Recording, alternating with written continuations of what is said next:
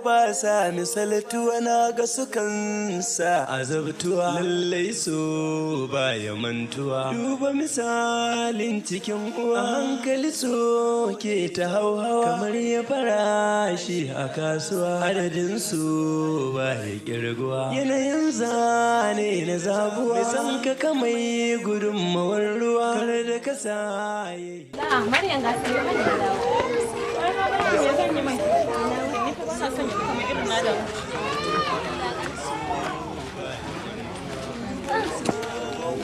ta Maryam ya kamata ki gaya mu da abin da kika yi amfani da shi wajen mancawa da ni.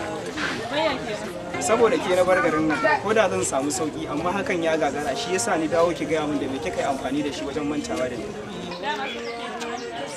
Kamar yadda kika manta da ni ba?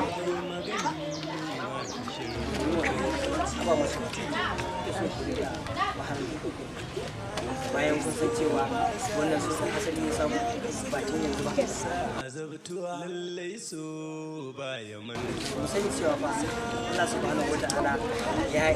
kawo mana mutum ya ɗauke shi a matsayin wanda ya fi kone shi.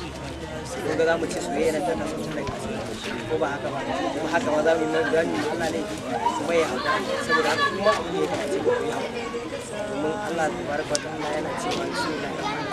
basbir sabaran